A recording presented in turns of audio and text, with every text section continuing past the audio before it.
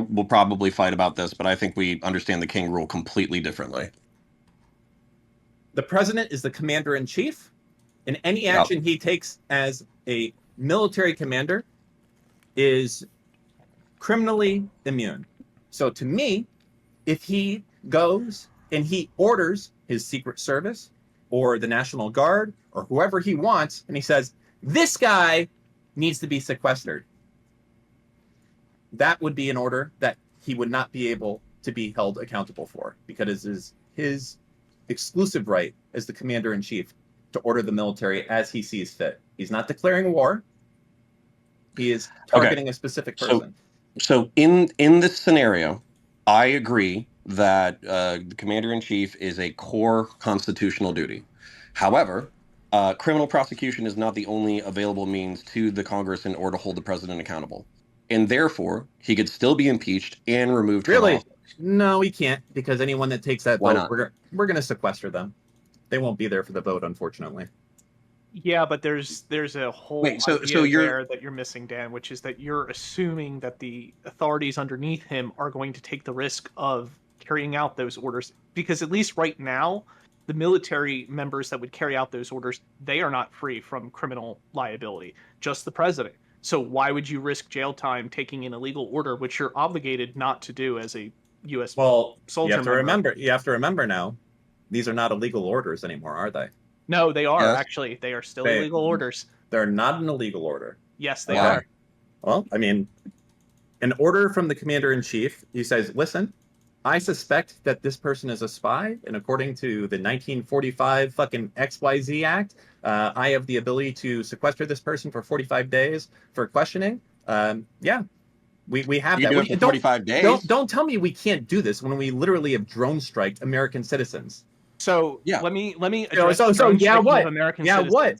We've killed American citizens. So do you know why he's able to drone strike American citizens? Because he determined and gave that order to do it. Because he felt that the intelligence was strong enough that person was a terrorist. No, he was given explicit. He was given explicit authority through Congress through both Patriot Act and the authorization for use of military force. Yeah. These were that's fine. That's fine too. And it's 100% correct. You think the President of the United States does not have the authority to use force outside of a declared war under the Constitution? You feel free to articulate from where he gets his authority, Pisco, because basically everything in that, hold on, let me finish my sentence before you start interrupting, is because in the decision itself, it's articulating how the president either derives his powers from two locations, the Constitution or congressional authority. So feel free to articulate where else he's deriving his power from. As Commander-in-Chief of the Armed Forces, which is Article 2.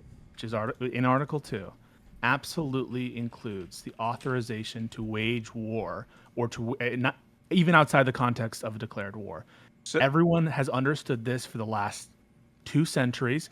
Thomas Jefferson has, engaged in combat outside the context of a war. A lot of actions have been taken by presidents. There's a difference between the exercise of executive authority on American citizens versus non-American citizens, especially enemy combatants of a foreign nation. You know what? Hold on. Let's take it back a second. Wait a second, Sports Batman. So if the president makes a determination that, in fact, this person who everyone thinks is an American citizen, he says, I have made the determination, I have made the factual finding that he is, in fact, not an American citizen. All his papers are fraudulent. That's not an American citizen, in fact. Order the strike anyway. You agree there is a reason? No. Why not? Because again, statute has laid out the process for. Forget about statute. We're talking about constitutional authority here. And under those circumstances, it would still be a government act against the United States citizen, which means I would like to. Let him finish. Stop. You guys are on the wrong point, anyways. It would never be the military. It would be the FBI, which has the exclusive authority. Stop. Shut the fuck up for a second. It would be the FBI, who has the exclusive ability to detain, arrest any American citizen. That is their federally. Or kill an imminent threat. The FBI. Right. We're not talking CIA. We're not talking the Marines. Yeah. The FBI is the federal police. That means they can. I'm not done talking. I understand you want to speak, but I'm not done. So you have to wait. Okay? Listen. The FBI is federal police, and they have the ability to arrest anyone in any state in this country, okay? They can do that. Now, many times, Okay, a crime happens in a state specifically, and local police handles it. However, it is absolutely within Biden's power to go to the head of the FBI and say, I want you to have the following senators investigated for child porn. And the FBI guy in charge might be like, you know what, that seems a little fishy. I don't know if I want to do it. And he said, you're fired. I'm appointing someone else. He does it. The next guy, I want you to have the following senators investigated and detained for child porn. And that guy does it. Okay, that is within his power to have that done. Okay, in getting rid of someone until he finds someone, then he gets it done. And you know what? Shit worse than this has happened. I mean, that's not even always within his power.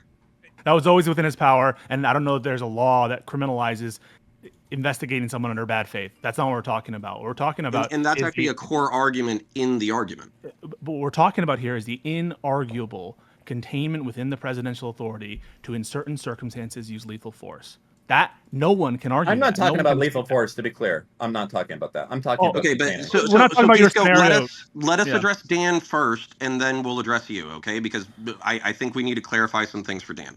So, Dan, the reason why Trump has immunity for his core constitutional powers is like articulated either through Congress, but primarily through Article 2 of the Constitution. And specifically to the segment that you're talking about with this investigation is because it is his exclusive right. Congress does not have the ability to hire and fire heads of departments from the executive branch. No one else has that right. And on top of that, correct me if I'm wrong, Pisco, but it's presumed that the communications are necessary for the president to do in order to affect whatever. And also the DOJ or the president has exclusive authority to direct the DOJ to conduct investigations as he sees fit. So therefore, the reason why this is a core and immune ability, power, authority, whatever you want to say, is because it's the president's role alone. That's why the court is arguing that he is immune. Hang on. No, wait, hold on. Real quick, hold on. Nothing that you just said requires him to be immune. The reason why the court gave him immunity is because they said that it would, I think it was two major reasons. Proper functioning. No, it would kind of, yes. There's two reasons. One is because they feel like it would be a violation of separation of powers because it would essentially give judicial reviews over core executive acts. And two, it would intrude on his ability to perform those acts with the vigorous energy needed for the executive. Those are the two reasons. Basically without political consideration. Thank you. Yes. Those are the two reasons that the court gave, okay? So both those reasons are likely bullshit, but those are the two reasons given. Yeah, and let me address the point as far as investigating. There's a huge difference between conducting an investigation and detaining someone against their will, because there's still a court review process under habeas corpus that the courts would have to issue an order. And as far as we're concerned right now, those federal agents are not criminally immune. Just the president is. So while the president may enjoy authority, they, being the individuals who are being doing the detaining, could be criminally immune for violating civil rights and violating contempt of court orders if there's a writ given. Now, you can always sit there and say, well, the president can pardon them, but that won't stop them from eventually being freed. So your theory falls on a little bit because it requires a lot of state secret stuff that No, that's stupid. Everything you just said is just stupid. So agreed that by the terms, this doesn't extend to subordinates. But as you mentioned, the pardon power would include any federal crimes there. Also, analytically, if you include hang on a second. If you include the president's authority as unitary executive as a conceptual matter and you consider it, it doesn't really make sense for it to be extended beyond or to be given powers to subordinates beyond what the president has, and so conceptually, it should also include that immunity. And excuse me. So then, what you just said is countered by what you said yesterday. And finally, as to state prosecutions, there's a very strong preemption argument for these individuals who are subordinates. Why? Imagine the following scenario: that there's a terrorist bomb about to go off. The president said, in Arkansas, the president says to the FBI agent, "Take the shot, kill the terrorist." And then some dumbass terrorist apologist in Arkansas, some DA tries to prosecute him for that killing. Do you think that he could raise a good federal preemption argument? I was given a lawful order by the President of the United States. It doesn't fall within the jurisdiction only of if your it falls state. within their core federal employment. We've run into this before. Yes. Killing a terrorist who's an imminent threat is under the core authority of the FBI. Yeah, you would agree? Wait, hang on a second. We're going to get an answer here. Esports Batman, do you agree that officer has a strong preemption argument against the state prosecution? For the terrorist situation, yes. Yes. Not for just randomly detaining. All right, so let's change this. Pisco, stop. Let me be clear. You're running down a line of argumentation that I can already see, and I want to flip this right back to you because basically, let's say that the president says Nancy Pelosi is walking down the streets of San Francisco. He says to an FBI agent, "Hey, that person over there is a terrorist, an imminent threat of death or great bodily harm to other people. Take the shot." And then the agent says, "Are you sure, sir? I don't really see any imminent threats of death or great bodily harm." And then he says, "Yeah, I'm the executive. Don't worry about it. Go ahead and do it. I've done the investigation." Now, so hold on.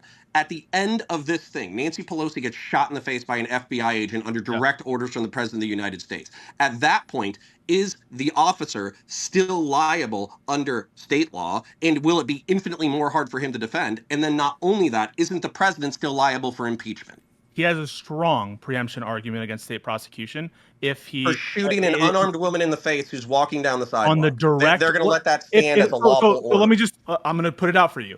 He says, "Are you sure, sir? He doesn't seem like a threat." And President Trump at that point says, "Yes, we did a strong investigation. That's not actually Nancy Pelosi. You have to take the shot right now. I promise you. We did the investigation. Do it." Shoots. Okay. Strong preemption argument. Agreed? But yeah. So your second question was about state prosecution or impeachment? No. Is the president still liable for impeachment even if it's not for criminal prosecution? No one has ever denied that he's amenable for impeachment for anything. Yes, he can be impeached. What's criminal prosecution? It's a political. No. Let me clarify. Impeachment no one has ever removal from office. Yes, he can be impeached and removed from office. No one has ever denied the scope of the power under the impeachment clause. You're arguing with no one. Now the question is going to come back to you. Now the question is going to come back to you. I'm not arguing with no one. I'm not arguing with no one. The question is coming back to you. Let me finish my thought, and I'll be happy to listen to you. I am arguing against Dan and people like Dan who say that we now have an emperor god king, and the current emperor god king needs to destroy democracy in order to preserve it. Dan is trolling. I don't agree with Dan. Hold on, I'm not done.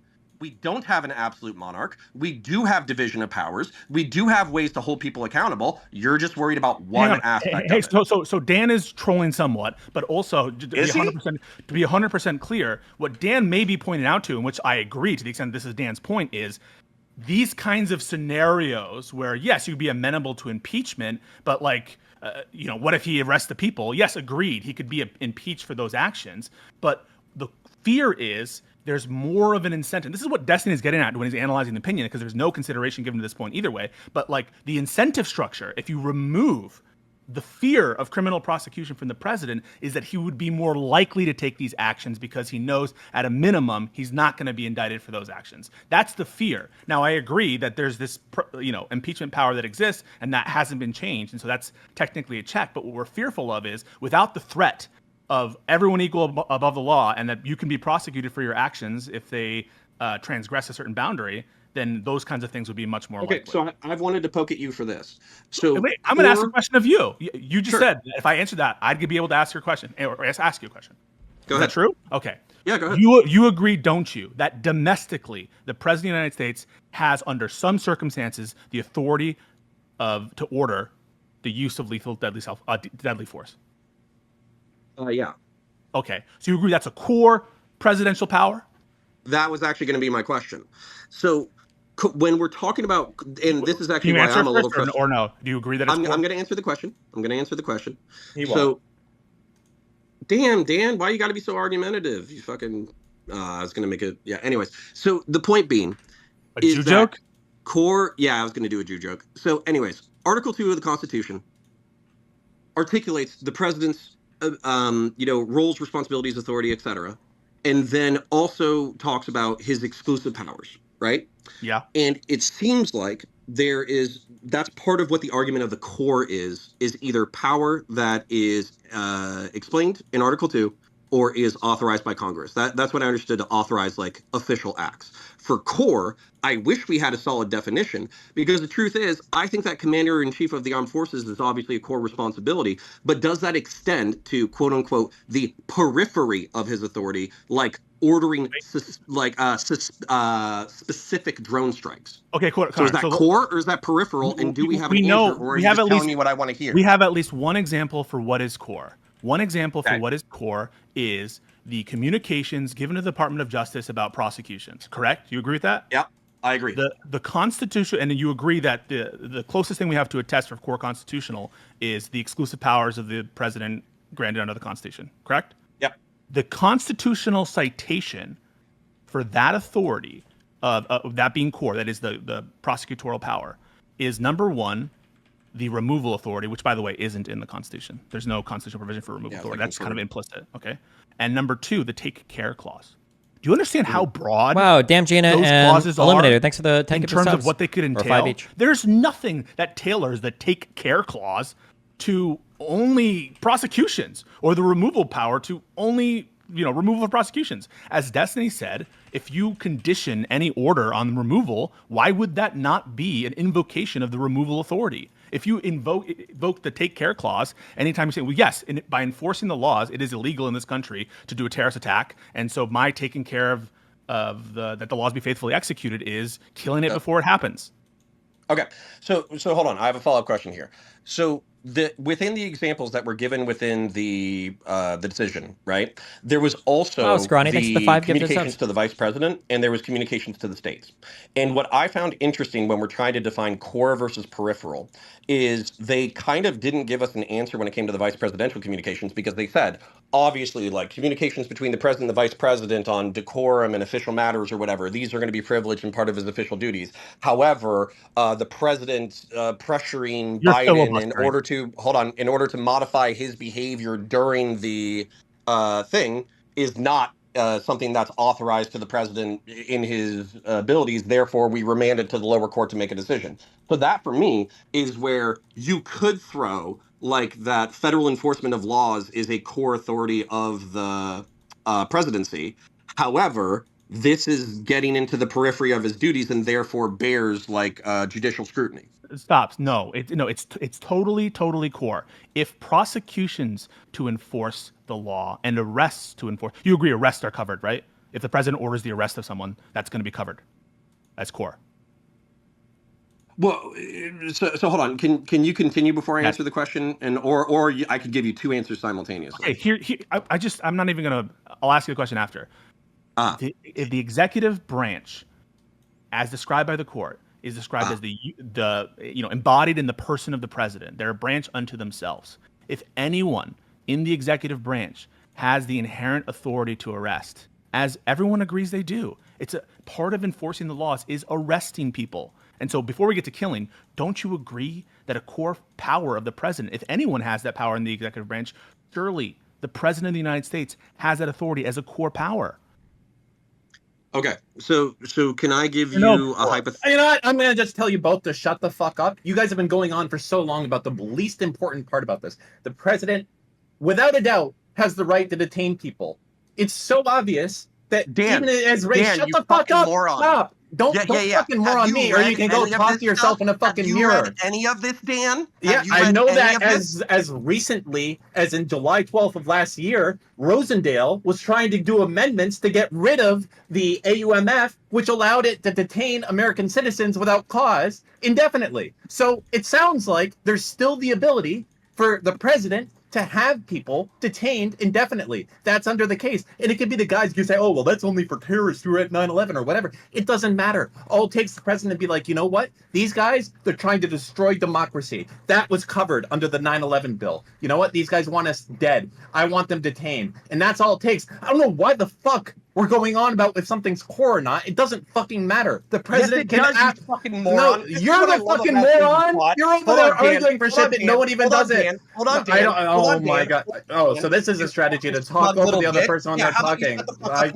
Here we go. You know what I do? I have a very special strategy. I learned this one from Russ. Is when someone's trying to talk louder than you, what you do is you just put your headphones up over your ear a little bit and you keep going, and then they're screaming at you. I'll wait for you to stop, and then I want to tell you something. You can't hear them. And then you can just kind of talk about whatever you want to talk about. And eventually they give up like the fucking beta male that they are, like you right now, shutting the fuck up. That's what I thought. I give you permission to speak, dog. Go ahead, speak to me. Okay, I'll speak to you right now, Dan. So, Dan, you just said that the most principal disagreement between the Chief Justices of the United States of America is boring and not relevant to the fucking conversation, and we've been circling it when it's the crux of the fucking issue, you goddamn moron. You spent 40 fucking minutes talking about presidential power that hasn't been given to the president, and you've been grilling Destiny on it, but you don't know what the fuck you're talking about because you didn't bother reading the decision, you didn't bother reading the indictment, you didn't bother reading the AUMF 2001, you didn't read any of the fucking documents related to the fucking case. So the reason why it's boring and irrelevant to you is because you're a fucking ignorant, smug prick, you fucking little bitch.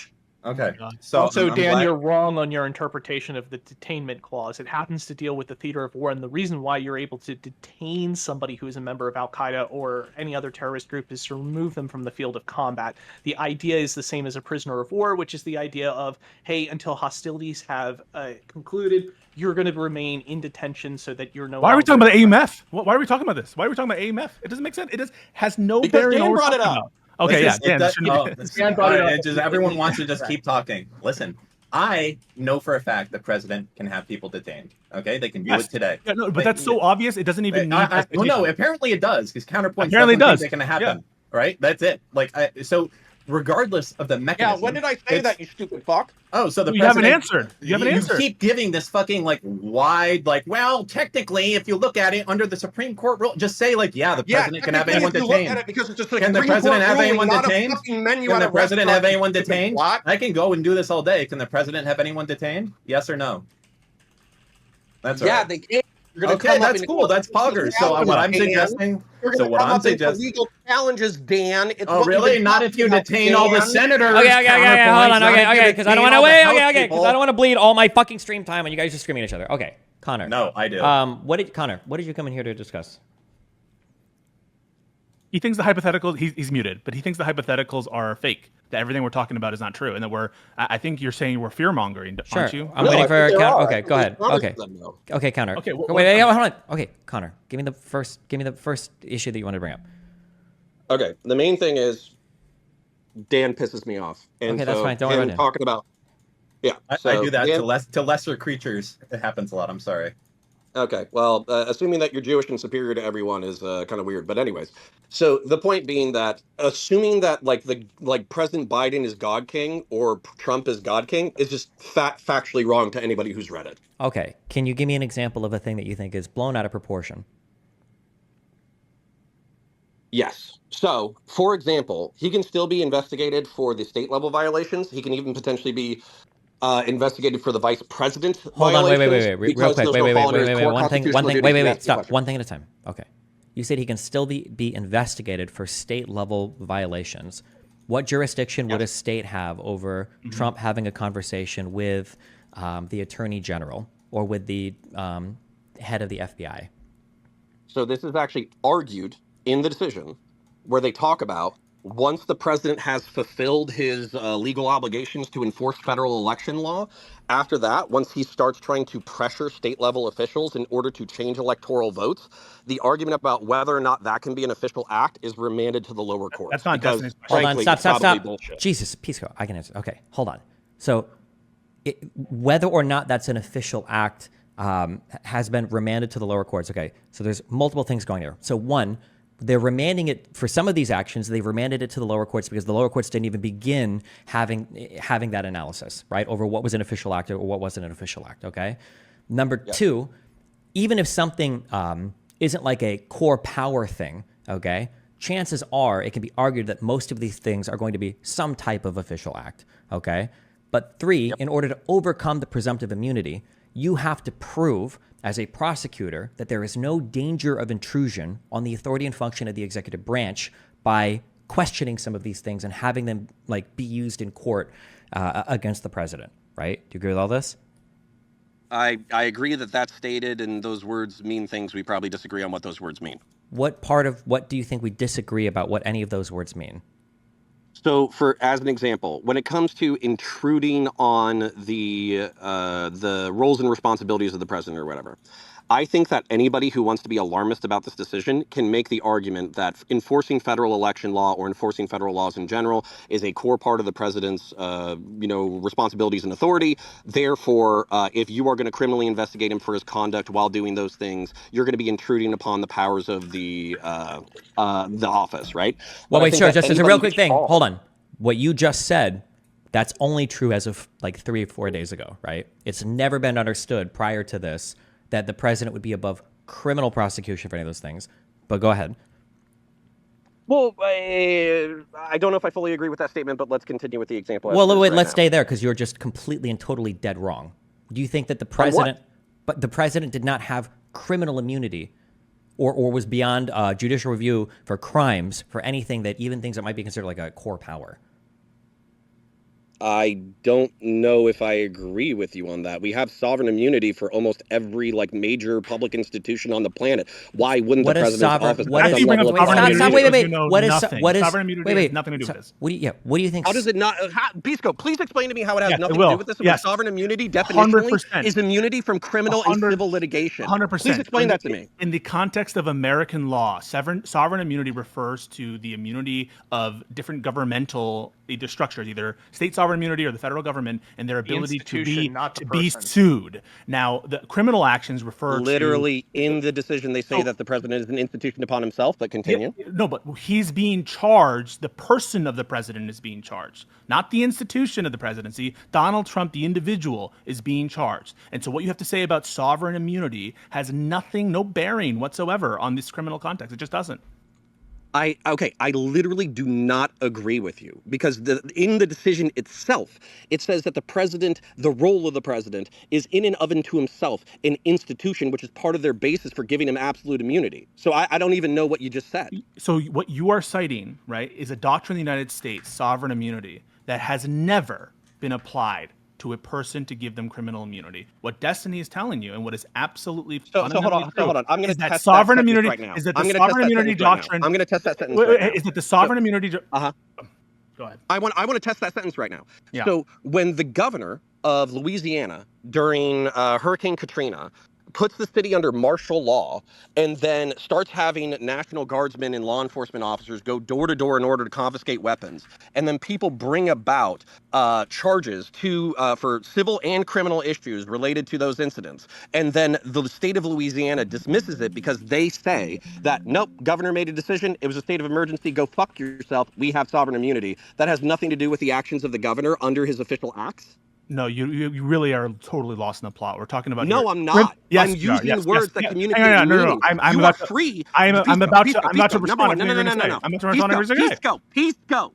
Pisco. You're lost. I am an intelligent, relatively well-educated human being. I am capable of understanding words. You are free to explain them to me if you want. But being a smug bitch about it does nothing for the purpose of the conversation. I will. Connor, no, stop. He asked me a question. I'm going to answer it. So the doctrine of state sovereign immunity relates to the ability for people to sue the government, that is the state of Louisiana in its official capacity, for damages related to whatever you're talking about, the martial law. The people who were suing them wanted either money or some kind of court order directing them to do something. They weren't looking to put the governor in jail, were they?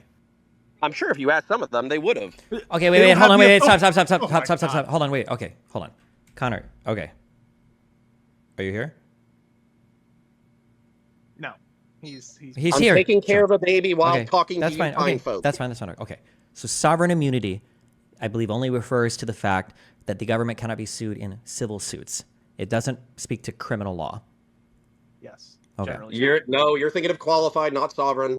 No. I'm looking at. Stop. Please. What? Do 3 people need to tell him no? Okay. Okay. Sovereign immunity refers to the fact, I'm just looking this up on the Cornell Law School website, just reading from here, okay? The sovereign immunity refers to the fact that the government cannot be sued without its consent, okay? I believe this only refers to civil matters, not to criminal matters. Unless there's some other part of this that I'm missing. I'll come up with a rebuttal source. 1 second. Okay. So typically speaking, there are 3 different types of immunities. There's like the sovereign immunity as we know it, there's absolute, and there's qualified immunity. Absolute and qualified immunity are usually reserved for individual actors. So these might be police officers, it might be individual government bureaucrats, employees, so forth and so on. Sovereign immunity is speaking more broadly to the institution of the government. Sorry, I don't have a rebuttal source yet because I'm still feeding a child. That's fine. You're good. I know what they're saying. You're good. In the argument, well, wait. In the argument, yeah. They refer to the seat of the presidency as an institution, which was part of their justification for absolute immunity. Connor, they're basing the doctrine of criminal immunity on comparing. I can't hear you over my crying child. I'll come back. Okay. He's mad. Mad. It's all these people who think that no news ever happens. They're like, nothing ever happens. It's all gonna be fine. Those are the real centrists. We have a real centrist in here. I'm a real centrist. No, you know, I think this came argue down for a coup. I don't know what. Hold on. I view that there's 2 options on the table: the end of democracy, or doing a little bit of fascism to save democracy. I think the latter is better. Okay, that's where I'm at. I don't disagree with the fact that what you're doing is like, it's fucked up. Should never have to do it. But I think it's better than just accepting the end of democracy. Every step of your plan fails. The first thing you say is like, we got to increase the number of Supreme Court justices. By statute, they're capped at 9. Okay. Then we impeach them. Well, you're going to need Congress, and they're not going to go actually. Hey, I don't need you. Stop. We will put an impeachment vote to Congress. They're controlled by Mike Johnson. Oh, that's weird. I thought he was detained. You sure? I think they're not controlled by him. You sure? Steven, I'm sending you a Wikipedia source. I know it's your favorite. There's a really good way out of this that somebody suggested yesterday. You pull a joker, you bring all 6 of the conservative Supreme Court justices into a room. You say only 3 come out alive. The president is criminally immune, and then he gets to, as part of his powers, nominate. Thank you. That's an excellent meme, but I'm actually being serious. You're not being serious.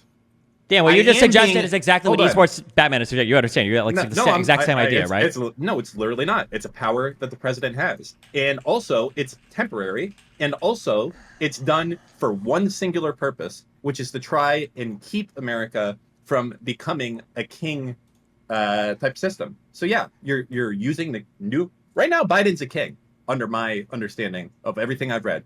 So I'm saying, use the king powers. Don't be a fucking pussy, because you know what? If Trump gets in president, you know he's going to use it. So yeah, use your Why king only powers. Detain Mike Johnson? Why detain people? Why not just kill him? You have the power of the president to do that. Are you retarded? It's related. Yeah, you're actually retarded, because killing people is bad. Putting them Man, in a you're the biggest fucking I don't need you to talk over me. King. You can't even articulate what it is because you didn't my read god, the document. you enjoy just talking. I'm not talking to you right now. Listen, Batman, I'm talking to you, killing people is bad. Putting them in a hotel room so they miss a vote and you're able to go ahead and get rid of a few Supreme Court justices is a temporary thing that doesn't kill anyone. Just as a quick thing, Connor, just a quick thing. So none of this sovereign immunity in the United States, none of this applies to criminal acts. All of this is just for civil litigation.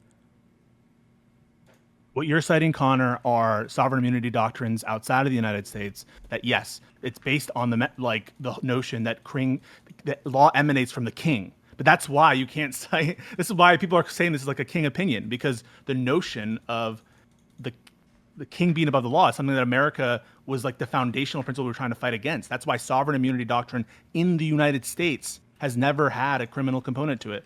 And yes, it's true that in this opinion, the court is linking their basis for criminal immunity to civil immunity doctrines like the Nixon case and sovereign immunity. But that's why people are saying it's hearkening back to the king immunity stages. But there's not a history in the United States of criminal immunity based on connections to office.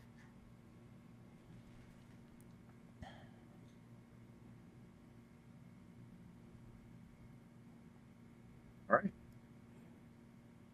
Anyways, I feel like clarification's in order. No, we got. What do you, or who are you clarifying for at this point? Well, I guess it would be,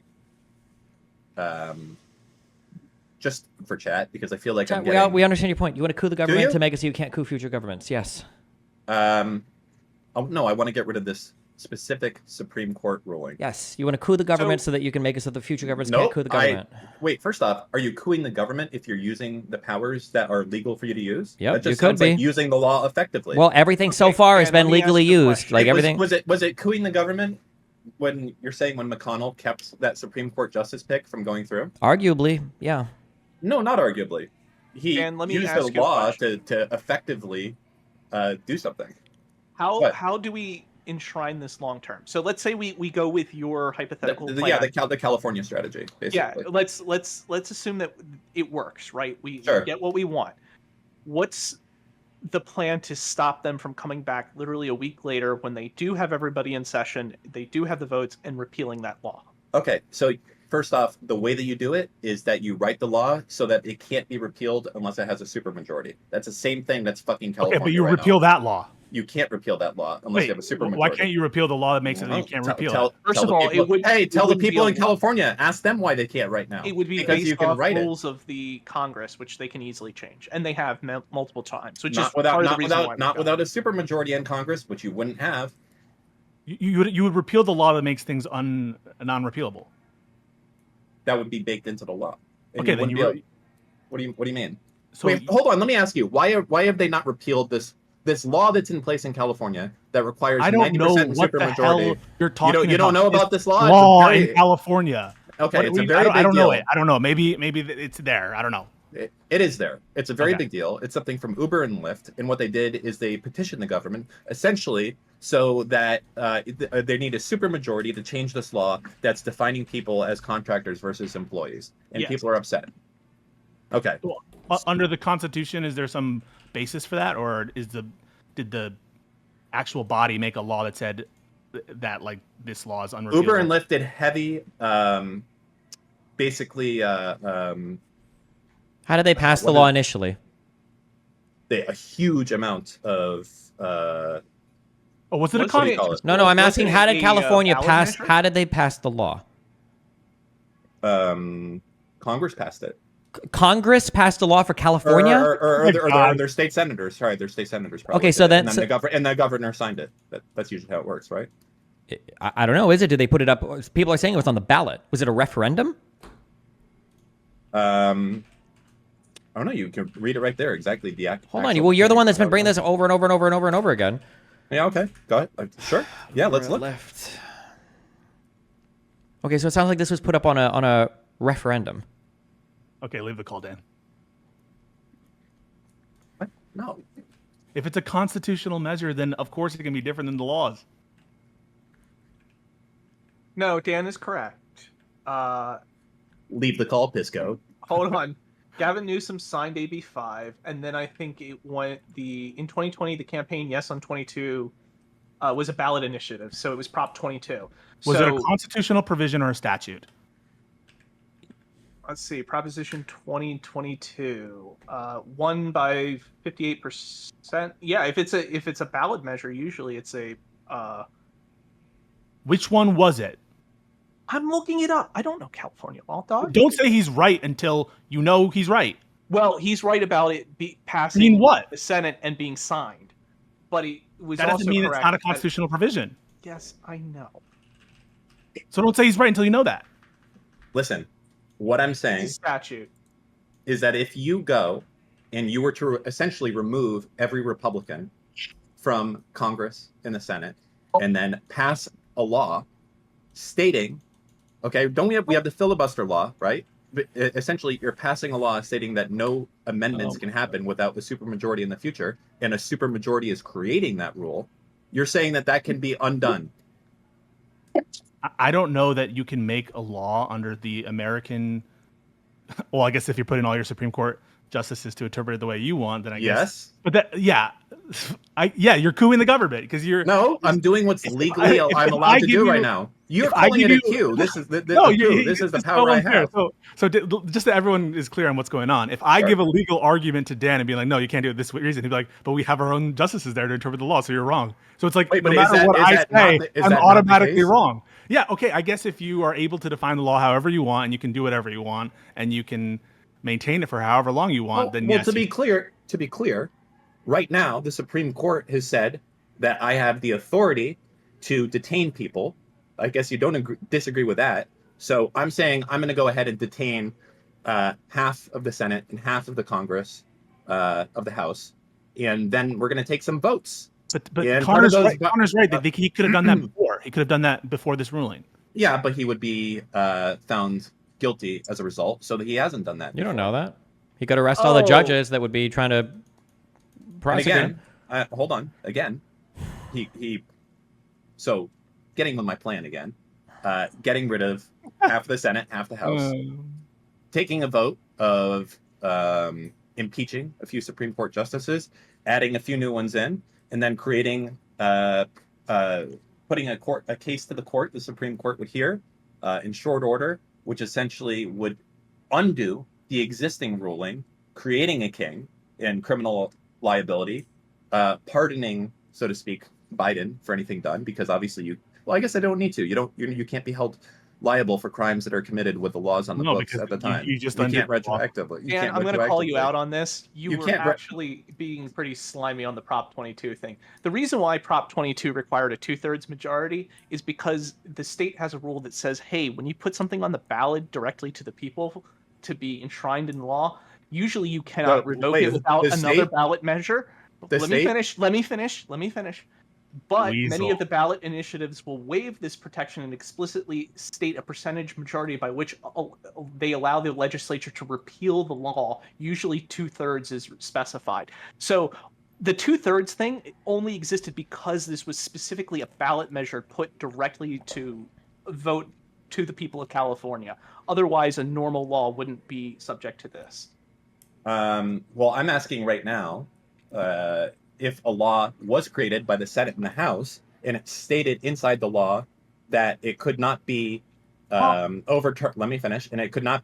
In fact, you could just amend this if you have the Supreme Court, as far as I know.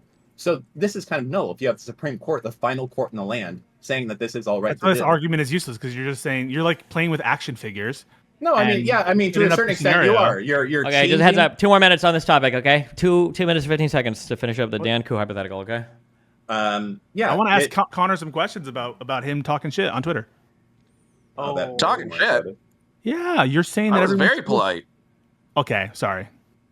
I'm sorry. Wait, are we done? Okay, wait. Are we done with the coup hypothetical? Where is it that you have to go? Well, we're letting Dan play with his toys, right? But we all agree that this would probably result in a shooting civil war. Yeah, yes, no, this would result in the president probably being executed. Yeah, there's a billion reasons why this didn't work in practice, of course. He's trolling. Okay. I don't know what to take seriously. Connor, I want to reset with you, all right? We can do this respectfully. And I'm not going to... Wait. Hold on. Wait, before we because I don't even know if you can talk Connor respectfully, okay? Before you guys reset and do your thing. Connor, we were walking down a discussion path, and you had brought up this idea of sovereign immunity as a defense for this decision. And my counter, because I don't know much about sovereign immunity, so I'm literally just reading about it now, seems like sovereign immunity only referred to protecting government entities from civil damages, from civil suits. I don't see anything about sovereign immunity and protection from criminal suits. You shot me that wiki, and it mentioned that sovereign immunity applies to everything, absolute immunity, but that was for the broad understanding internationally of sovereign immunity. If you click through and you read on the United States part, yes, hello, thank you, yes, that is what I'm saying. If you click through and you read on the article for sovereign immunity in the United States, it seems to be that the sovereign immunity is just protection for civil damages. So none of this has anything to do with criminal protections. I don't think there's anything listed in here having to do with anything. Even the absolute immunity referenced by the sovereign immunity, absolute immunity, when absolute immunity applies, a government actor may not be sued for the allegedly wrongful act, even if that person acted maliciously or in bad faith. So all of this just has to do with civil stuff, not criminal stuff. Okay. I've been reading a lot over the past 24 hours. I'll just take the L on that. That's fine. It's okay. I just want to because the court does cite that as a basis for it making this new doctrine. And they are making the jump from these pre-existing doctrines of immunity in the civil context in America to the criminal context. So I don't I don't blame you, Connor, because wait, what was the next part of his intentionally deceptive? What was this argument has nothing really to do with he had said this is no, he brought it up. I understand, but like it was on the way to the next argument that he was making. He brought this up, and I said, well, let's stop and do this. So where were you walking to next on what you felt like the court's decision here wasn't as wide-reaching as other people are claiming it was? Past the sovereign immunity. Yeah. Well, okay. So if you're asking me that question, so when we're talking about the government, and I'll try to keep this as brief as I possibly can. Sure. We authorize them to do crazy things like eminent domain, war on terror, et cetera, et cetera. Correct. So when you're talking about like a civilian level of these actions, we would always be talking about these are criminal actions. However, we authorize them to do this on our behalf because we recognize that government has a special purpose. Correct. This is part of the reason why Obama drone striking the U.S. Sure, we don't need examples. We understand what you're saying. Real quick, okay. You acknowledge this doesn't just apply to the federal government. This applies to state and local governments as well, correct? Yeah. Okay, cool. Okay, so keep going. So just to summarize that, so we understand that we authorize the state to do some things, and as part of their public charge, they have to take actions that we obviously and clearly wouldn't consider criminal because the state is being authorized to take these actions, right? It's part of the due course of work that we've authorized them to do, right? Yep, and almost everything that I've seen as justification from the court in this reading is that they are leaving it for core and exclusive responsibilities and authority, so we don't have an absolute monarchy like some people are pretending that we do. Okay, hold on, wait, real quick. Don't Pisco. Don't worry about Pisco. Okay, just as a quick thing. Okay, I just want to when we're talking about like criminal actions. Okay, when the state is doing a particular thing and the state has been trusted with the ability to perform an action, right? That action is not an action that like it would be criminal or whatever, but like they have like a special protection for it. Like it's literally their job to do it. We don't think of them as having done like a criminal act, but we're allowing the state to do criminal acts, right? Well, I think that this is debatable, particularly in the context of the war on terror. Okay, it's not. When a police officer is, because if a police officer is doing something and we've said we need you guys to protect citizens and to uphold the laws in this country, and as part of the course of your job, you might have to kill somebody, right? We wouldn't say that like, well, we're letting them get away with murder, but they have to because they're a cop. They're not committing a crime there. We wouldn't say that they're committing a crime and this is like the defense of their crime. We would say that this is part of the course of their work.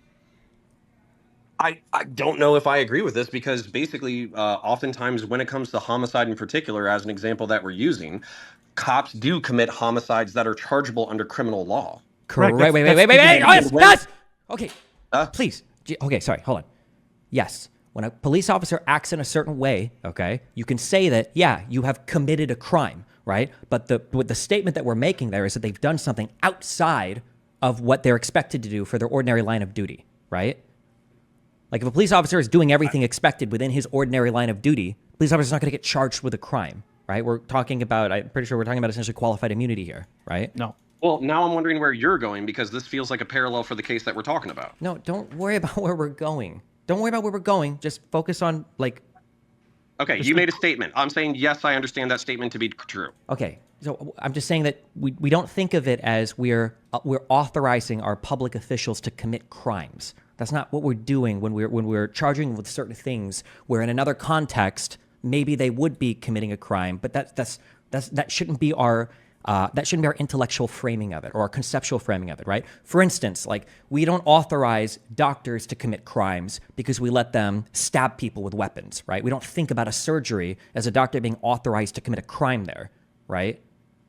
It's not exactly one-to-one, sure. But like, okay, right? so just because you keep making statements at me and I'm agreeing with them, I'm going to try to take this to someplace where we can actually go. No, hold on, wait, please, for the love of fucking God, stop, hold on.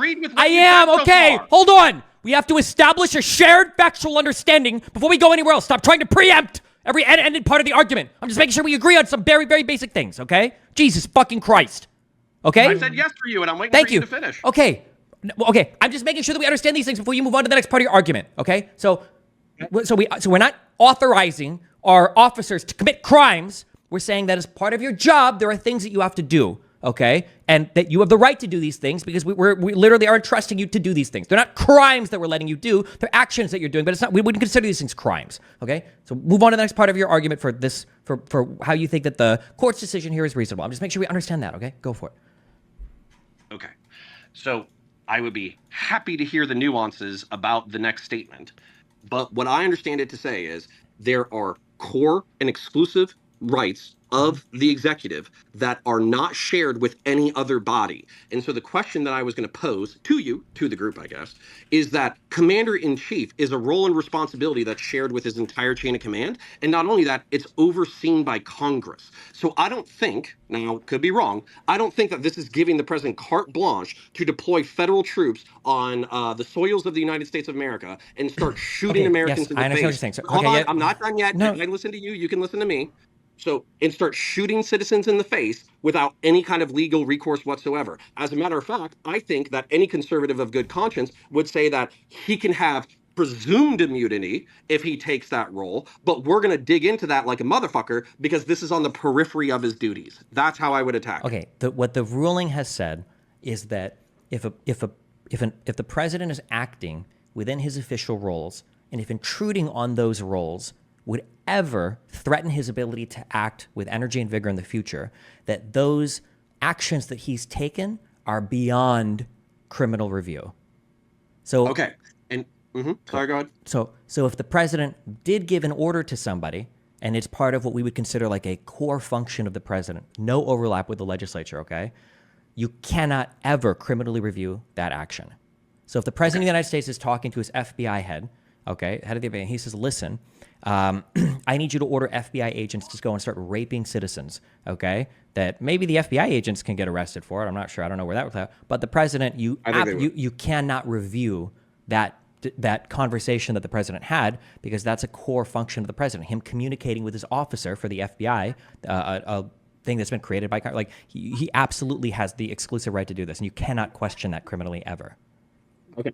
So then let's narrow down our understanding of what would be the repercussions of such an event, because I've heard this multiple times, okay? Okay. So from my perspective, all of the executive administrations are still under the rule of law of the United States. They do not have the same level of immunity as the President of the United States. So part of their duties is to swear and affirm their loyalty to the Constitution of the United States. And so if they were given an unlawful order, which involves raping people, because wait, real quick. We're not talking about them carrying out the order, and we're not talking about their liability. We're talking about the president's liability here. Maybe they do, maybe they don't follow the orders, maybe whatever. But I'm just saying that if the president were to give that order, it would be beyond criminal review. So let me put this in the context of worst case scenario, because and please give me some rope. Why don't you answer it first? Why don't you answer it? What's the question? Well, there's not even a question. You can give a worst case. No. There is. You just asked the question. The question is, don't you agree, or I guess implicit in it, don't you agree that conversation, that order, is beyond judicial? Oh, it sounds like it, right? You can never criminally review. He hasn't said yes or no. Oh, do you agree that you can't? Yeah. So what is the core constitutional duty of the President of the United States that's being fulfilled by raping people? No, wait. It's not about raping people. It's about him communicating what he thinks law enforcement should look like to the head of the FBI. Maybe he thinks that the way that they carry out that law is through mass rapes. It's the executive's power to decide how to execute the laws from Congress, and that's part of what he thinks. Now, it could be wrong, and everybody would agree that it would be wrong. We all agree with that. But even questioning that criminally, the Roberts is arguing that would be a violation of separation of powers. The judicial doesn't have the right to dictate to the president how to do his job, which is what you'd be doing there. And it would be weakening the executive because it would be making him second guess himself because now he has criminal liability for how he decides to enforce laws.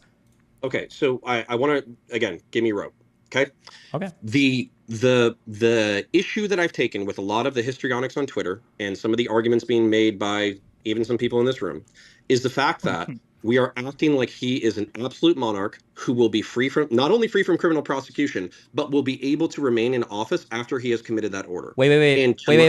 Hold on. Two very important things. Okay. So one, impeachment exists. Okay. Impeachment is only a remedy for removing somebody from office and preventing them from holding further office. That's it. And also the 25th Amendment exists as well. What is the 25th Amendment? Isn't that removing the president from office if he becomes incompetent? Who cares? Wait. Who cares? Yeah, wait, why? Hold on. Desi, this is an argumentative thing that's frustrating with you. So hold on. We're talking about the president ordering people to be mass raped in the street, and we're wondering why the 25th Amendment is relevant? Are we serious? Criminal liability. Wait, why is the 25th Amendment relevant? I'm sorry. Because you can still remove the president from office as soon as he starts ordering mass raids. No, wait, hold on. The reason why I said it's irrelevant is because I already agree with you on impeachment. But impeachment or the 25th, that's just the only thing that these are meant to do is remove somebody from office. That's it. There is no criminal liability there. Don't you want to be able to hold the president criminally liable if he commits crimes? Yeah, largely I do. And I think that there are a whole host of crimes outside of the core executive authority. We're not talking about those. Do you think he can commit crimes within his core powers? I mean, literally, they just authorized him to do so. So, yeah. So do you agree that wait, Stephen, make him answer. No, because you're so condescending. Jesus, chill. Okay. You don't get any answers. You're bad at this. Connor. Uh-huh. Okay. You agree that the president can commit crimes as part of his core duties, right? De facto, as a result of this ruling, yes. Well, okay, sure. Okay. So what is our recourse now for holding a president criminally liable for committing crimes as part of being the president? Prosecuting everything that doesn't fall under his core duties. What if he commits those crimes as part of his core duties? You already agree that he can do that. So we're coming up with a scenario in which the president commits crimes solely within his core capacities as the executive of the office. We don't invoke the 25th and we don't do impeachment. Wait. We're not talking about removing him from office. The 25th Amendment impeachment have nothing to do with this. We're talking about holding him criminally liable. Instead of walking down your path, I want to give you the thrust of my argument. Okay? There are a lot of people who are acting like we have an absolute monarch. Now, it might be a joke, but Dan has been talking about effectively starting a civil war over what happened on Monday.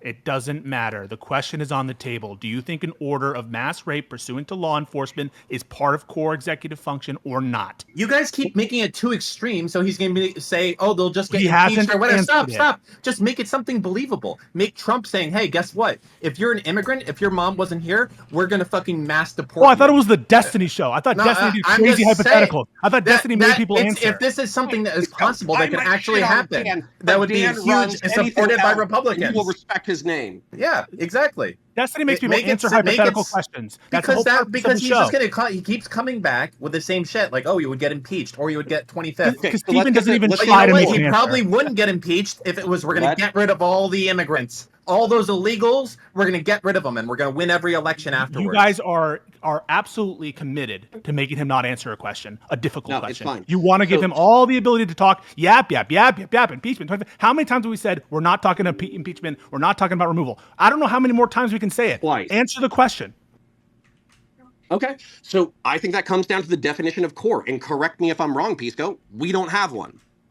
So you cited the best test that they give us. Number one, if you think that if you think that the Supreme Court has not given a definition for what core executive power is, that's a huge problem, don't you think, Connor? If you think that they haven't given a definition. And so on that basis alone, that's a crazy opinion to say we have a domain of absolute immunity and we haven't even given a good test to describe what it is. Fair? Okay, but Pisco, I would argue that within the decision itself, within the first 7 pages, which some people still haven't fucking read, are examples in which some activity would be protected, some would be presumptive, and some would be not protected at all. So wait, hold on, just as a real quick thing. Unless I missed it, I don't believe that they gave an example of anything that wouldn't be protected at all. In fact, I think one of the surprising things was that there were actions that Donald Trump's defense readily admitted wouldn't have been official acts that the court said, well, actually, there might have been some in here. We're not sure. So that's probably that they're now trying to go back and retroactively argue it were. Okay. So I'll just take the fact that there weren't any examples given of private conduct. They alluded to it without giving any specific examples. Hold on. I'm so sorry. Hold on. I'm sorry, because this is a really important point of what Roberts wrote, and you are 150 million% completely wrong. Roberts said for 2 of the things that were remanded to the lower court. Are you about to contradict yourself? Well, let me finish speaking. You tell me if I am. Roberts remanded things to the lower courts, and he said the lower courts hadn't even begun the factual analysis between what was an official act and what wasn't an official act. And because the Supreme Court is not a court of first review, the Supreme Court wasn't even going to tango with it. And then they also said that for the Pence conversation, they remanded that to the lower court as well, saying that, like, well, you need to deal with the presumptive immunity here and figure out if this is an action that Trump would have even been immune for. But for the two things that were remanded to the lower court, the speech that he made on January 6th, the conversations with state officials, he said that all of that was remanded to the lower court for a factual analysis. Nothing was given as a private, like, oh, this is probably private. Go ahead. And within the sentences that you just stated, like immediately after and immediately before, they're talking about how to make a discernment between official and unofficial and presumptive and absolute. Right? Because they said that the communications between the DOJ and the capacity for firing the DOJ are going to be core, absolute, can't use it as evidence, can't use it for prosecution. But while that's true, wait, yes, I agree with you, but while that's true, wait, just as a real quick thing, there's so the problem here, so there's 3 different types of acts that have been given, Now, even if I disagree with it, and I'm sure Pisco and I'm sure other people disagree with it, Amy Coney Barrett puts forth an understandable argument that maybe there are some core powers that the president shouldn't even have criminal review for. Maybe, or she says there should be, and maybe I can kind of see the arguments for that, But the issue is, and then you have things that are unofficial actions that the president is obviously criminally liable for. I think everybody is agreeing on that. The issue that we run into, though, is this second category of things that we consider official powers that might be overlapping. And Roberts has said that these actions have been given presumptive immunity, but in order to overcome that presumptive immunity, you have to prove that when you probe these actions, there is no danger of intruding on the authority and functions of the executive branch. Okay, so hold on. So this is where I'm actually really happy you identified this, because this is where I think that you either have to think that the Supreme Court are malevolent, mustache-twirling villains who are trying to set up Trump for being an absolute monarch, or you think that they're constitutionalist, weirdo fucking conservatives who might have gone a little bit too far in one case. So when it comes to this, like, wait, just a real quick thing. I appreciate the hyper, but I do take issue in that second thing when you said you think they're weirdo constitutionalists. Nothing about this ruling is constitutional. There's a reason why the majority of their citations here go to the Nixon Fitzgerald case, which had to do with it's not they're not citing the Constitution at all when they're making these decisions, essentially. But go ahead. I mean, I don't agree with your characterization, because they're specifically talking about the authority granted by Congress and granted by the Constitution of the United States. But that's fine. But just like they said in Dobbs, a right to privacy isn't a real thing. That's nowhere in the Constitution. This demanding of criminal liability or criminal immunity is absolutely nowhere. If right to privacy wasn't in the Constitution, this sure as fuck isn't anywhere in the Constitution. Even saying textually it's not there. He understands. I hope that they're citing like the structure of the Constitution and other documents. Fourth Amendment and the but they're abstracting here. Textually, there is no foundation for this whatsoever. This is heavily abstracted. The same way that the right to privacy was. The same way that this court didn't like the right to privacy because of that reason. I'm just pointing out hypocrisy. There's a reason why Sotomayor cites Roberts against himself, and she, multiple times. But sorry, go ahead. Okay, so correct me if I'm wrong. One of the key duties and responsibilities of the President of the United States, as are articulated in Article 2, is the enforcement of federal law. And correct me if I'm wrong. What's that? Correct. Yes, I said yes. That's correct. Okay, and then correct me if I'm wrong. Federal law is largely based off of and deemed non-viable if it's in conflict with the Constitution. Yes. Under normal principles of constitutional interpretation, if a statute violates the Constitution, the statute is a nullity. That's judicial review. Okay, so if the president is fulfilling his core duties as whatever, this would be my argument. I'm not saying it's going to win. I'm just saying this is my argument. He's the commander-in-chief of the armed forces, right? Yeah. But then he's commanding his armed forces to consistently violate the law in any way capable, when you were talking about like the mass rapes as an example, then what I think is that creates an inherent and obvious contradiction between the immunity given to the office and what's actually occurring on the ground in violations of the Constitution and federal law. And therefore, that would be opening for grounds for presumptive immunity, meaning that we're assuming that the President of the United States is immune from criminal liability, but we are going to show through the courts how he has consistently violated his duty to the point that this immunity should no longer apply. Okay. Wait, real quick, and then you can go down your line. Okay, listen. I agree with you. Okay, this is part of the understanding that the president of the United States needs to faithfully execute the laws, right? That if Congress says we need to make murder illegal, and the president says, oh, okay, well, we're going to make murder illegal by having all of our officers rape every single murder. This is not a faithful execution of laws, and there's a whole bunch of different ways that we could go about amending that particular thing. Okay, the issue right now, though, okay, is that the example that Roberts gave for an action that would be 100% absolutely immune seems to be an action that we wouldn't agree is granted to the president as a core power, okay? The president has absolute authority over hiring or firing people in the Justice Department and over tasking them with doing investigations. I think that we all agree with that that's a core power of the presidency of the United States. I don't think that a fair reading of the powers of the president or any part of the Constitution would say the president should be able to use that power to commit crimes like it's being alleged that he has. And the issue is that Roberts, of the one thing that he said was unquestionably, absolutely immune, he said that all of his conversations with his attorney general, where he was requesting that they send out, where the accusation is that he was telling them to knowingly send out false allegations and false investigations to states to get them to change their electoral votes. And if they wouldn't do that, he was going to fire them and find someone who would do that. I don't think we would consider that ability like a core power of the president of the United States. But because it's having to do with the hiring and firing and the directing of the investigations, Roberts has said that's unquestionable. No part of that can be criminally considered, not for an indictment on this action and not as evidence for another action. That's the scary thing, because that would seem like something where I would agree with what Connor has said. Oh, I would be presumptively, I would say you're immune here unless you can prove something. I'm sure I think presumptive immunity might be okay here, but no, that's an action that's been given absolute immunity. Okay, so the argument that's given in the document brief, that as I understand it, is that the reason why they're barring this specific area of the president's conduct is because it's exclusive in core. Like, I swear to God, that's what I remember from it. If I'm incorrect, I'm happy to be correct. Preclusive and exclusive, I think, or exclusive and preclusive is what he says. Sure, yeah. Right. And so as a result, this is the balance of power that they're trying to do between the multiple branches. And the reason why they don't want these core duties to be under judicial or legislative scrutiny, and that's not even true totally. They do want it to be under legislative scrutiny. They just don't want it to be part of criminal proceedings, is because they don't want the president to be needlessly burdened with subpoenas whenever he makes a decision about anything.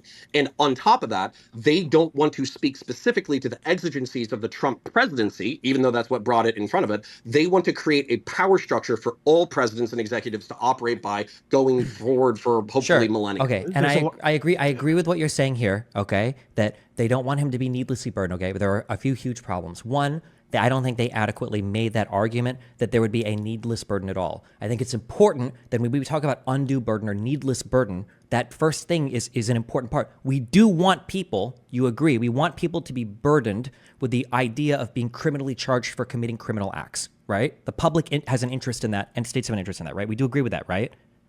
We do.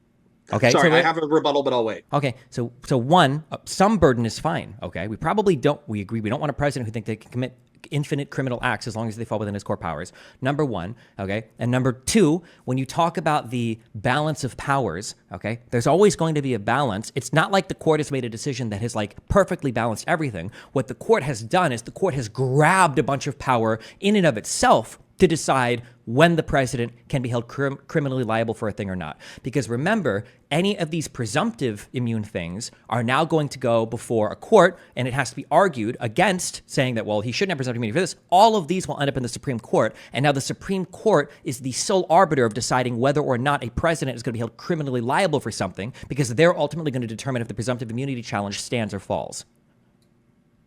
So that is a huge power grab from the court, from taking it from the legislature, right? Just to say that it's just a balance of power that that's one way that they've changed it. So there's a reason why I'm not as concerned as everyone else here. Okay, and part of the reason why is because wait. Just on a real quick thing. You agree that the court has taken a ton of power for itself to ultimately decide if the president will ever be held criminally liable. Correct? The court has taken that power to itself. Yeah, that was going to be part of my response. Okay, that's so and then on the second thing, I'm just making sure that we agree that it probably isn't. I'm sorry, I'm not going to say probably. It is absolutely in our interest that the president of the United States does feel some burden to not commit criminal actions, right? We don't want him to think he can infinitely commit crimes, right? Yes, and my answer will address both of those points. Okay. So, number one, I will start freaking out and being Dan and wanting to start the revolution of the United States of America if lower courts and the Supreme Court of the United States start ruling that everything is immune. Everything is an official act. You can't question anything ever. Like, for instance, in the hypothetical where they say, like, oh, you can just rape people, whatever. And they're just like, yeah, you can't even investigate this whatsoever. It's a core part of his official duties to rape citizens of the United States. Wait, and I'll let you finish. You understand the only way to remedy that now, if you let's say that Connor is freaking out now, the only way to remedy that now is with a constitutional amendment. Or war.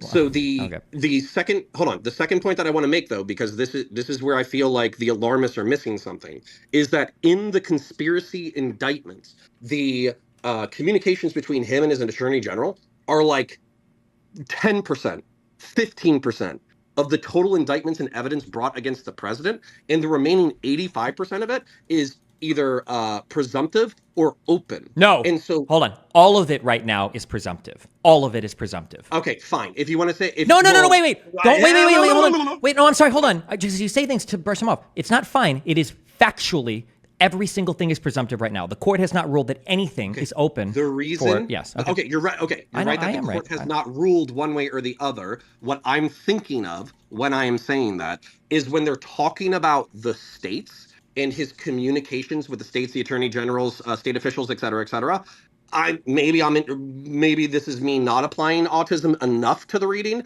My reading of that is that there's an inference that a healthy chunk of that is not going to be part of his official Absolutely duties. Not. No. That's one of the feel reasons. Free to articulate it. Yeah. So the reason why Amy Coney Barrett's concurrence is occurrence, one of the main ones is that she says we should just say this is private and or non-official, and they do not agree to that opinion. Amy Coney Barrett does not get a majority. They at no point imply or be cutesy about, this is probably unofficial conduct. And we're getting away from the point. I disagree. I just disagree. Wait, disagree with what part of that? With what did I just say that was an absolute fact? I'll tell you, you smug bitch. And Pisco, by the way, still love you, but you're a smug bitch. So anyways. You're slippery, and Steven is I'm not slippery at all. I'm telling you what I think. I'm not a lawyer, you stupid fuck. No, but he's not making you answer the question why we're all here. And the reason we're here is not to talk about, I'm not really fearful about this, there are other checks. That's not why we're here. We're here to discuss certain situations and what the court's opinion means for whether or not they're covered. And you are allowed, because Stephen lets you, to dodge any challenging questions whatsoever. And it's sorry. Go ahead. What challenging question have I dodged? I'll answer it directly for you right now. Sure. Do you believe that an order to the Department of Justice to commit a heinous sexual act against someone else in the guise of law enforcement would be part of his core executive power? And if not, why not? No. Okay. Because the core executive power is to enforce the law. You can go to, God damn it, Sheldon. I swear to God, I'm not dodging. So I have to walk away from a crying child in order to answer your question. So because when you look at Article 2, I could literally pull up the fucking sentence. It's to faithfully discharge the duties of the United States of America and to follow the Constitution and to enforce the federal laws. There's no federal law that is reinforced by sexual assault of citizens. There's no federal law that's reinforced by him telling his attorney general to send fake investigation claims. That's not a faithful execution. You're making a claim. No. This is addressed in the decision. It's addressed in the decision where the justice is saying you are presuming bad faith, but this is core and this is privilege. You are making that presumption. Wait. What do you mean? Wait. You can't be a fucking moron. Wait. Hold on. What do you mean I'm presuming something? Hold on. Do you agree that it is not an express power to the president to use his DOJ to make sham claims to states to overturn their election results? Do you agree that that's not a core power? Even within that sentence, you are making inferences based off of available evidence. You are saying definitively that they are shams. Stop. Hold on. Have you ever considered the fact? Have you ever considered Oh my God! Stop! Connor! A retarded buffoon. Connor. No, that determination is made at court, but this is preventing it from ever going to court. That's the whole point of absolute immunity, is I can't even ask that question. When you're saying what you're saying, Connor, no, 85% other of the criminal indictments. I'm not talking about the other 85% because you just said you that. Should be. No, you're so wrong. Hold on. You just said that Pisco's example was absurd because part of faithfully executing the president's power is not asking the FBI to do some crazy shit. However, what if I was Connor and I said to you, hold on, you don't know if he asked him to do crazy shit. Maybe he really thought that, blah, blah, blah. It doesn't matter. It's absolutely immune. You can't question it now. You can't question whether it's a sham. You can question it when it's not an explicit core duty as articulated by either congressional authorization or Article 2 of the Constitution. But the president ordering the FBI head to do stuff is a core power of the president. It's his officer. Yeah, no shit. But what demonstrable enforcement of law is being accomplished by the rape of citizens against what demonstrable enforcement of the way the DOJ operates is to tell them to send letters to states? Yes. Because you're assuming that he's lying. You're assuming. Hold on. You're assuming that rape isn't a good way to not enforce law. Stop, Connor. Please, Connor. Please stop. Connor, please stop. You're assuming that. Okay. Apparently, you can't process an absurd. A far out there hypothetical. So let's bring it way back. And we're not even talking about a hypothetical. No. You can't. You stop. Hold on. No, I am now because you failed to understand the hypothetical. So now we're going to take it back a little bit more. It wasn't even hypothetical. We were talking about a serious situation. No, the hypothetical. No, situation. Connor, the hypothetical that was presented to you is what if the president believes, maybe he does, maybe he doesn't, thinks the best way to enforce the law is to order the FBI to mass rape. Okay, your brain is short circuiting. You're going, how can you ever possibly think mass rape is a way to enforce law? Okay, but that's our argument when we say stop. That's our argument when we say, how can you think that the president is faithfully fulfilling his duties when he's demanding the DOJ to send fake letters to states to say that the election was real? Now you're saying, oh boy, hold on, you don't know if the letters are fake or not. But we don't know. But the only way that can be determined is in court. And we can't even have that court case now. The same way that we don't know if the president thinking that telling the FBI to rape everybody is a good way to enforce law, because we can't question that because it's beyond judicial review now. It's beyond review. Okay. I think that there is nothing in any congressional authorization that allows the president to tell the FBI to commit rapes. Is that what you're about to say again for the 5th time, Connor? Yes. Okay. Go to page 18. Wait. You're failing to understand something. Don't act like no. Connor. Both of you two fucking cunts. Don't act like you're substantively smarter than me. You're not, by the way. Okay? So let's walk this through. A core executive duty is talking to his DOJ and prioritizing investigations. This is stated in the decision. This is justifiable under Article 2 and the Congress. Can you show me in congressional authorization or in the Article 2 where raping people would be a good example of... Why? It's not about raping people. It's about talking. It's about discharging the duties of the president to talk to his officer to say how to enforce the law. The answer is no. Connor. I'm about to... Give me a second to give you a citation. Go to page 18 of Trump versus United States. I'll read it from you if you don't have it in front of you. This is what it says about the influence on illegality until whether something's an official duty. It says, quote, nor may courts deem an action unofficial merely because it allegedly violates a generally applicable law. For instance, when Fitzgerald contended that his dismissal violated various congressional statutes and thus rendered his discharge outside the outer perimeter of Nixon's duties, we rejected that contention. Otherwise, presidents would be subject to trial on every allegation that an action was unlawful, depriving immunity of its intended effects. It is clear and explicit from this court that the contours of what is core, what is official, cannot depend on whether it's illegal or against statutes. So when you cite statutes and say, well, where's the statute granting, saying this is legal or illegal? Listen, Pisco, Destiny, this is your guys' fault for coming up with something so extreme. Just be chill. Give something that could actually happen, but would still be insane. Shut the fuck up. Just listen. Just say something.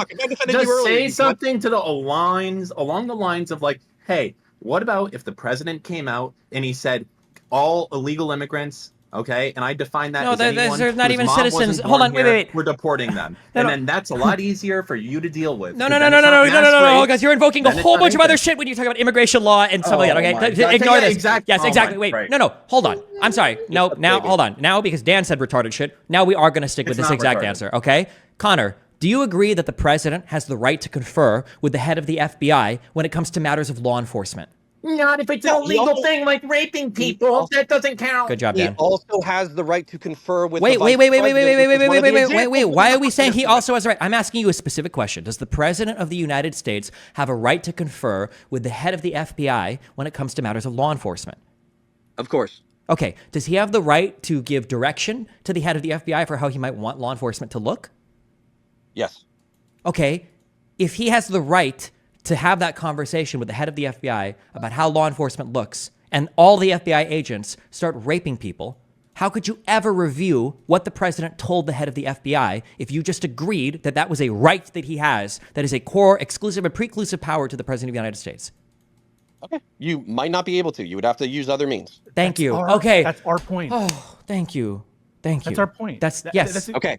And not only that, but that's what Robert says when he says, well, maybe you can look at like the public record or something like that, right? Yes. I would like to make a calm counter that I feel is very close to the surface, okay? Go for it. Okay. So in the decision, the second bullet point is talking about the vice president and how communications and conversations around decorum and the functions of public events are obviously core duties of the United States and therefore would be protected. Do we agree so far? Sure. Yes. Okay. Then it also talked about how vacating the vote and taking his ceremonial role and using it to confirm that Donald Trump won the election would not be articulable as anything authorized by Congress or as authorized in Article 2 of his authorities. I don't remember reading that anywhere.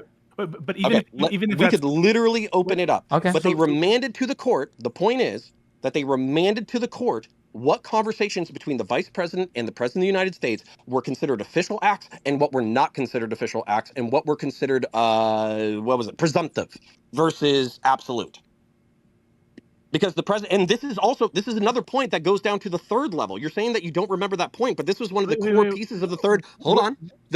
Shut up, Pisco. Okay, can I just read this? Can I just read? Let me just read. No, because it's right here. You said we can read, so let me just read. It says, whenever the president and vice president, or actually, let me back up one more paragraph before this, okay? Real quick. The indictment next alleges that Trump and his co-conspirators attempted to enlist the vice president to use his ceremonial role at the January 6th certification proceeding to fraudulently alter the election results. In particular, the indictment alleges several conversations in which Trump pressured the vice president to reject states' legitimate electoral votes or send them back to state legislatures for review. Whenever the president and vice president discuss their official responsibilities, they engage in official conduct. Presiding over the January 6th certification proceeding at which members of Congress count the electoral votes is a constitutional and statutory duty of the vice president. The indictment's allegations that Trump attempted to pressure the vice president to take particular acts in connection with his role at the certification proceeding thus involve official conduct, and Trump is at least presumptively immune from prosecution for such conduct, is at least presumptively immune from prosecution for such conduct. The question then becomes whether that presumption of immunity is rebutted under the circumstances. It is the government's burden to rebut the presumption of immunity. The court therefore remands to the district court to assess in the first instance whether a prosecution involving Trump's alleged attempts to influence the vice president's oversight of the certification proceeding would pose any dangers of intrusion on the authority and functions of the executive branch. So, my prediction for how that court case is going to evolve is that Trump's team is not going to try to argue whether or not he was correct in his arguments to the vice president. They're going to try to assert that he has presumptive immunity or absolute immunity because it's an official duty of the United States to assist with the presiding over of the certification of the election or some shit. Correct. If I was an endeavoring prosecutor who was assigned this case, I would make the argument that within, Article 2 of the Constitution and also within every congressional authorization, there is no authority for the President of the United States to basically try to fuck over the election. That's great. And so you would lose, just to be clear, hold on, just to be clear, you would lose that case. You've already lost. Why? Because it's not on, your burden is not to argue whether or not he has or does not have the particular outcome that he can aim for in executing his powers. Not outcome, authority. Authority, whatever. Your burden is to... Not whatever, that's very important. Hold on. He has the authority to confer with the vice president when it comes to certifying the electoral vote, yes? Sure. Okay, so presumptively, he has immunity for whatever conversation he has about it. What you have to prove as a prosecutor, before you've even got any criminal thing whatsoever, what you have to prove as a prosecutor is you have to prove, without even talking about his motive, without talking about his motivations either, you have to prove that if you're allowed to criminally prosecute or probe that particular action, that it's not going to pose any danger. It's not a balancing test. It's pose any danger of intrusion on the authority and functions of the executive branch. So if the defense, for instance, says, listen, what, are we going to start criminally indicting every single president now when it comes time to certify the vote? You really think it would be a good idea now? So when I think of like what the vice president has to do, I don't even know, what I can say or do anymore in regards to the electoral college. Or my vice president might not even feel like he can have a conversation with the president. What if there legitimately were 2 slates of electors, like what happened in '64 with Hawaii? What if there were 2 slates of electors and the president wanted to confer with the vice president about how we should handle this for the betterment of the nation? I can't even have that conversation now. Then the Supreme Court would look at that because they've snatched all that power from the legislature now. No more laws that they pass matter anymore. Now the Supreme Court is going to have that case before. The Supreme Court, with Roberts, as its center, I guess, as Pisco says, has to decide, well, would that pose any danger of intrusion, any danger at all? If it does, not only can you never ever think about criminally charging on this act, you can't even consider it in part of any other charge that you have that you're talking about in this case. So boom, that's completely thrown out. Unless you can make the argument that it poses no intrusion whatsoever. Do you understand that? I do. Okay. So because I don't believe the conservative justices of the Supreme Court of the United States to be absolute monomaniacal, mustache-twirling fucking villains, my presumption is that when they wrote this argument, they didn't intend for the President of the United States to be able to walk up to any part of his executive branch and say, shoot that person in the face, and then that person would shoot that person in the face, and then there would be no... Wait, just final thing, and then Pisco can go all he wants, okay? Listen, Connor, okay? I want to agree with you, okay? We didn't talk about this before. Here's my biggest problem with this case, okay? The biggest problem, okay, and the reason why I don't know if they're mustache-twirling villains, I have no idea. Either I'm missing a huge chunk of law because I'm an uneducated fucking retard, or these guys have some massive issues, is because when you talk about the enforcement of criminal law, okay, the problem is the only side that Roberts addresses throughout his entire opinion, the only side he addresses is the burden on the president. That's it. What he never talks about ever is the public interest in enforcing criminal law, of which there is a huge public interest. There is an interest to every individual in the United States, the criminal law in the United States enforced. And Roberts doesn't spend a single fucking word in the entire opinion addressing that interest. He hand waves all of it by saying, well, in Fitzgerald, we said that it's an undue burden for civil law, so it must be for criminal too, LOL, full stop. Do you acknowledge that there is not a single word of Roberts in any of this talking about the public interest in addressing crimes committed by the president? Do you acknowledge that? Okay, then when you say, I don't believe that they're mustache-twirling individuals, blah, blah, blah, blah, blah, Roberts addresses part of what the dissent has written. Roberts addresses part of what the concurring opinion by Barrett has written. Why does he not bring up a single time the fact that Sotomayor references the Navy SEAL thing? She makes a direct, explicit call out to that. Why doesn't Roberts ever address the public interest in prosecuting a president infinitely committing crimes? Why is that never considered in part of his opinion anywhere? Because like many people in this room, he's probably a smug bitch who got fucking pissed off because somebody debate broed him. Dude, no. Hang on, wait, Connor. You just said... No, hold on, Pisco. You're groaning at that? No. You're groaning at that? I read the decision. No, I'm groaning at that. Some manifestos on Twitch are written better than some of the shit that they wrote, but continue. Yeah, so this is me continuing, Connor. You just granted the hypothetical that if the president ordered mass sexual assault as a way of law enforcement, that would be absolutely immune. You just granted that hypothetical. How can you possibly not grant the Navy SEAL hypotheticals at this point? Okay. Eliminator, thanks for the 5 subs and kick track. What is core and what is presumed immune and what is arguable in court is articulable. It's articulable in Article 2 of the Constitution, and it's articulable in the authorizations and legislations that the Congress has done. Therefore, if there is a situation such as, hold on, so the main sentence, and by the way, you guys are deriving a lot of authority from him being the commander-in-chief of the armed forces. I'm going to turn around and do the exact same thing with, he shall take care that the laws be faithfully executed and shall commission all officers of the United States. If he's talking about the laws... Wait, just to be clear, that doesn't matter anymore. That part of the Constitution is fucking gone. We can't question if the president is faithfully executing laws anymore. At least not in a criminal sense. We can only do that with impeachment. Just to be clear, that part is completely fucking gone. Because we can't consider the motives. We can't consider anything that he takes as an official core act. That's beyond judicial review. The only people that can do that now is the legislature, and not by passing laws. It's by impeachment or by voting. So then the argument, and this is what I said probably an hour ago. This is what I'll say again. The argument become what is core. And so if you're talking about being commander, and I don't want to be interrupted on this shit. So if you're talking about core, and one of the core duties being commander-in-chief of the Army and the Navy in the United States and all that kind of stuff, you can have exigent circumstances circumstances in which the commander-in-chief makes specific orders about the killing of specific people, but I almost guarantee you that specificity invites scrutiny. Now, you can say that, like, the Supreme Court of the United States can just say, no, core duty, go fuck yourself. But I'm also telling you that if there's, FBI agent, go that lady, the president is going to have to articulate why that's part of his duty, and he was fulfilling his role as commander-in-chief of the Army, Navy, United States militia, and law enforcement. Connor, you just granted, and tell me if you're undoing this. If you undo this, and if you want to step back from this, but I thought you just conceded that an order to the DOJ that mass as a means of law enforcement was core, not presumed core. No. You didn't just grant that? I said it was presumed. No, hang on a second. So we had just went through that entire exercise, making the comparison between this and the statements made to Trump about the false elector scheme. Those statements, that there was voter fraud.